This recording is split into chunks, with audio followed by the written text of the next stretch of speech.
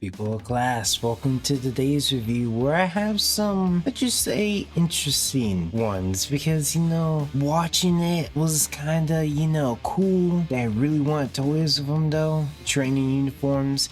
That would have been cool. So it's a shame that they only made 2 of them, but the other figures in the slot kinda make up for it.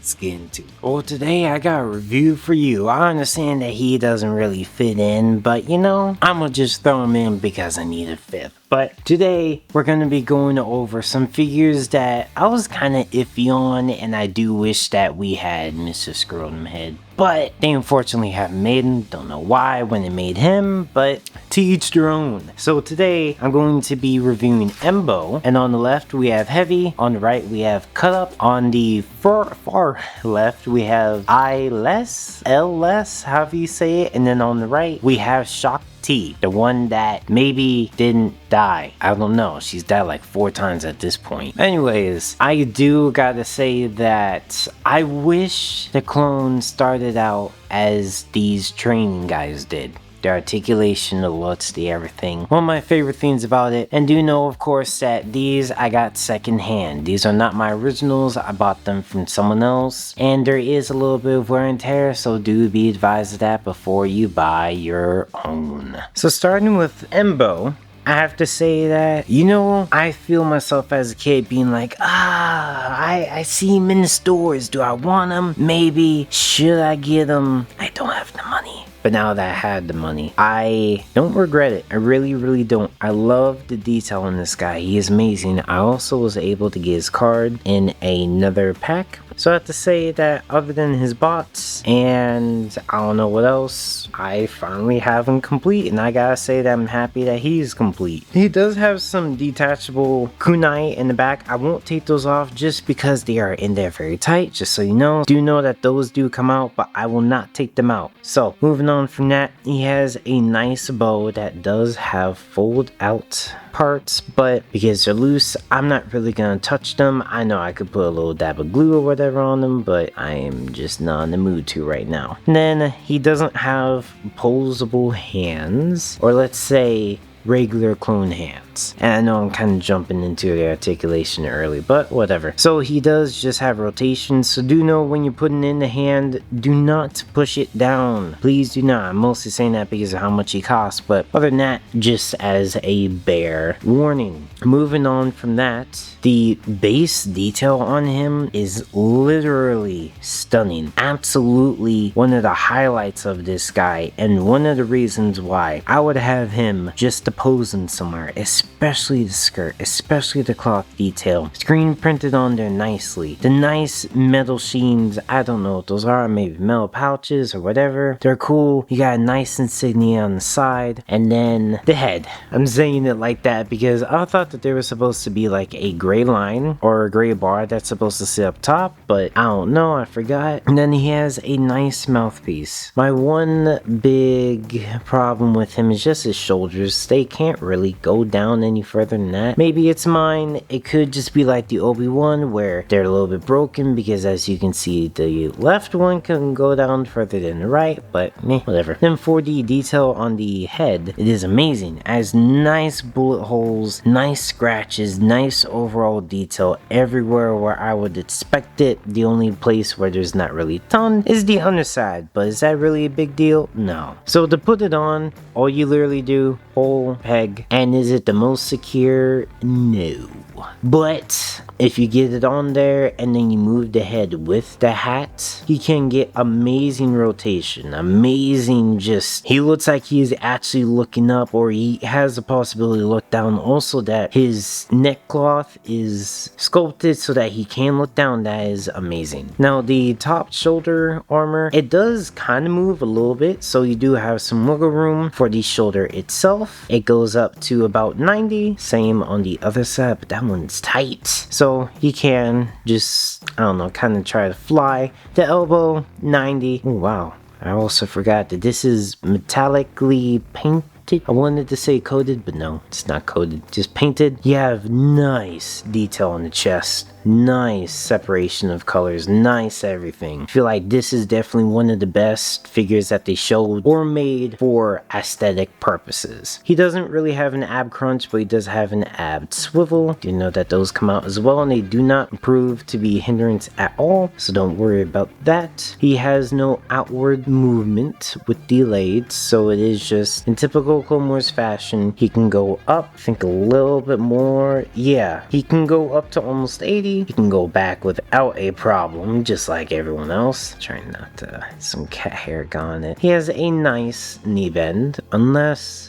Ooh, yeah, no, less than 90, but it's still good nonetheless. And he does have a ball joint foot. Instead of a swivel, there's just a ball joint in the shin that allows you to do that. So I have to say that this guy, is he a statue like I would say the clones? No, he is a, let's say, a statue that I like better than most. He's kind of like Draw and Droid, but instead of with all the accessories, he has more of a presence. Next up, I'm doing Shak TI just because I have her card. It is a little damaged. All of these are damaged, but I'm also not taking care of them in the best way, so you know, I'll take the blame for that as well. I have to say that for the animation style female figures, she is the most beautiful in my collection.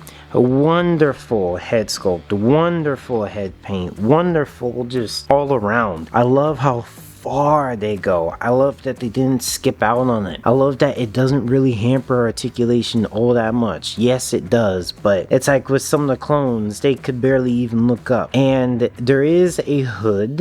Of course, the back piece of her hair does not allow you to use it, but let's just say you could use it. It's a pretty nice detail. And also, I love how it's a rounded cut all the way around, and then it is sewn right there at the seam. I love that detail. That shows that she is a expressive, calm, and rounded character, not a stiff, just straight edge character. She has openness. She's willing to let things in, learn new things. I love that. And then for her posability, it is pretty nice. Do you know that just like with Aayla Secura, these arms are very, very slim, as you can see here. The cloth makes them look bigger, but right there, it is very small. Other than that, she does have nice detail for the plastic pieces with gold dry brushing. I believe it's dry brushing or something on it. Then a small waist, so do know that she has some ab rotation, but try not to go too hard or too crazy with it. As you can see, shoulders go up to 90, the elbows bend to more than 90,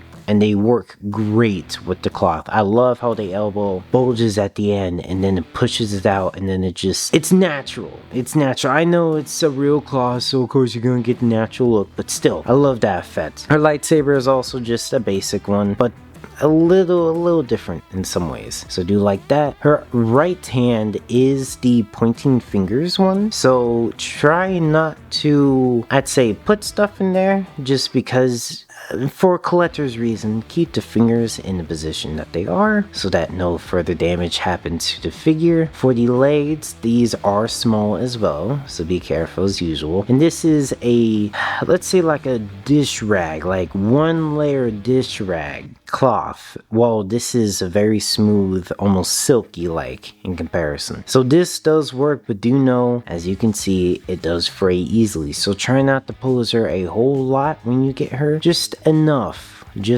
So I won't go too much, but going up, she goes under 90, almost to 90, just under it. Going back without a problem, just like almost every special figure in this line. She does have a single knee bend that gets to, just like Luminara, past 90. I know you can't really see it, but trust me, past 90. And then for her ankle, she has no articulation. It is just a continued detailed sculpt, which is nice. I kind of wish that there was some like maybe brown dry brushing to indicate the laces, or maybe silver to indicate the belt buckle, but you know, alright. I will gladly take what they have done with the head and go with that. Now for Aayla, this is definitely someone I did not expect to ever pick up. I didn't really like him in the Clone Wars, and to see him in the Toya version, this is why I was like, whoops. It would have been nice if they added in Scrotum Head to the line, but you know, I'll take what I can get. And for what he offers is amazing. Just like Embo, amazing detail. He is literally meant to be an eyepiece. Is the articulation really compromised? Yeah.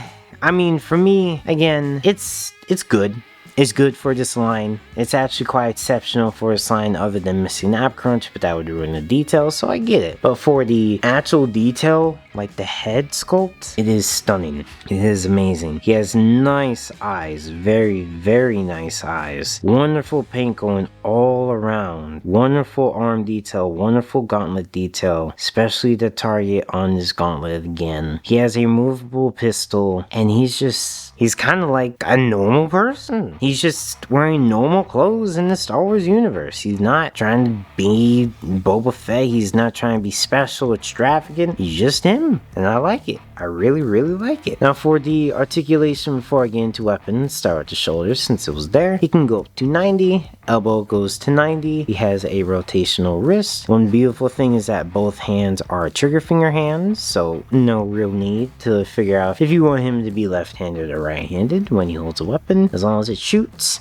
that's all that matters. He has a kind of tight rotation for his abs. Head can go up pretty nicely, go down, or just look straight. Full rotation without a problem. He can go up, and this is soft goods, so do be careful. You will get stress marks if you keep him here like this for too long. With a nice knee bend. Very nice. No ankle articulation, so that the design doesn't get ruined, but what's there is very nice. For the weapon, or let's say the pistol, it is just a black chassis with a silver barrel, which is still nice nonetheless. And he does come with a sniper, which unfortunately I tried to get into the hand, but to make sure I do not damage the fingers or anything, I keep it out. Also, the barrel is a little warped, but because of how fragile it is, I'm not really going to try to put it back with just my hands. I'll heat it up, but the detail on here is very, very nice. I love the scope. I love how simple but botsy it is. Someone told me I'm into very just straight, botsy, simple stuff, and this is one of them. Now for the last two, we get heavy and cut up. The reason I'm doing them together is because they got very subtle differences, and most of it is in the design of their training gear armor instead of course, let's say their head, because they're clones. The only way that they can really show distinction is through altering their appearance. So I will start with Heavy. I gotta say that Heavy is very much so basic. I understand that he probably shouldn't be this yellow. I did get him a discount price, so maybe this is sun damage or whatever, but I don't mind. I actually like the differences. And the first place where I have to say differences is in the right gauntlet. I love how simple it is. Again, he's Heavy, the guy with the big gun. He's just meant to shoot, so no real need to go too deep into that. A nice printed one on the chest, nice visor detail, nice clear, or let's say foggy visor, and then nice head detail, a nice one on the shoulder, and then his numbers 782 on the side. That is also great. Nice sculpted detail all around. You can tell that this is definitely, you know, he's wearing something and it's not just slapped on there like some things. There are distinctions between the bands that keep his shoulder armor on to the actual undersuit to everything else. This is just great. I love everything about it. Now for him without his helmet, it is a little bit of an updated mold. I can't really tell you what is different other than the face being smoother, the lips being smaller, the nose being a little more, let's say, narrow instead of bulgy, but then the rest of it, I don't know. But it is really nice. I wish that the clones started off with a kind of body like this, where I get they don't have the ab rotation anymore, but this is a very promising lead. But I do understand they had to learn a lot to get to here. Now for cut up, he is great as well. Starting off with the numbers, very clear, very nice, very just boom, so you don't have to struggle to read it. A nice scratchy 4 would be like they painted it on, and then just from wear and tear, a nice 4 on the shoulder armor, and then just like heavy, nice head visor detail, nice dirt and grime, unless that's not supposed to be there on here. Again, same with the yellow, they aren't the same shade. Heavies is a little darker than cut up, so this really means that it was sun damage or something the same, maybe just age, but I gotta say it's amazing. Then to point out the arm gauntlets, again, wonderful detail, wonderful stripes, wonderful all around. I gotta say, man, I was hesitant about buying these guys because I was like, I don't really want them, but then I got both of them for a deal of $20 off the eBay asking price. I was like, might as well get them, especially if they came with their weapons. Again, each weapon is different for each kind of series. This one needs the one with the hook at the bottom, so don't just try to shove weapons in their hands.